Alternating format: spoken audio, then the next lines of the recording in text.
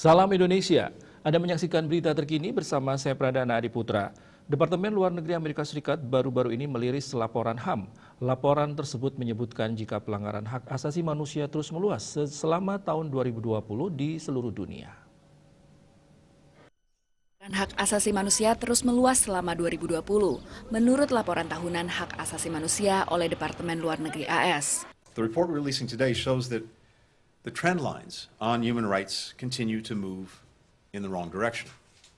We see evidence that in every region of the world, this is happening. Menteri Luar Negeri AS Antony Blinken juga menyoroti pemerintahan Tiongkok atas perlakuan terhadap minoritas agama dan kelompok etnik. We see it in the genocide being committed against the predominantly Muslim Uyghurs and other ethnic and religious minority groups in Xinjiang. Dalam laporan ini, Indonesia disoroti atas sensor yang dilakukan pemerintah, termasuk pembatasan berpendapat, penyalahgunaan pasal pencemaran nama baik, dan larangan untuk berdemonstrasi. Juga perlakuan hukum yang tak adil terhadap kelompok marginal, termasuk LGBT.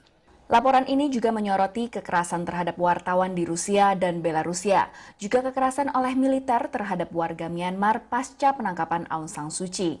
Laporan rilisan AS ini digunakan Kongres Amerika Serikat untuk mengevaluasi bantuan, kebijakan, ataupun hubungan dagang dengan negara-negara bersangkutan. Laporan ini juga menunjukkan perubahan AS dalam menyikapi masalah HAM di dunia menurut aktivis. When you look up sort of definition of human rights abuses, Iran is right up there. And I think this administration in particular has an interest in calling out what those abuses are. Pertanggungjawaban atas laporan ini juga dinilai memberikan martabat bagi korban pelanggaran HAM. The more that states are using these kinds of human rights reports to make their policies, that means that human rights is at the table. Deplu AS juga akan merilis laporan tambahan terkait isu-isu perempuan termasuk tingkat kematian ibu melahirkan dan kesetaraan akses kesehatan dan reproduksi. Dari Virginia Alexandria, Virginia Gunawan, VOA. Untuk mencegah penyebaran COVID-19, ingat pesan Ibu selalu terapkan 3M, wajib memakai masker, wajib mencuci tangan, dan wajib menjaga jarak, serta wajib menghindari kerumunan.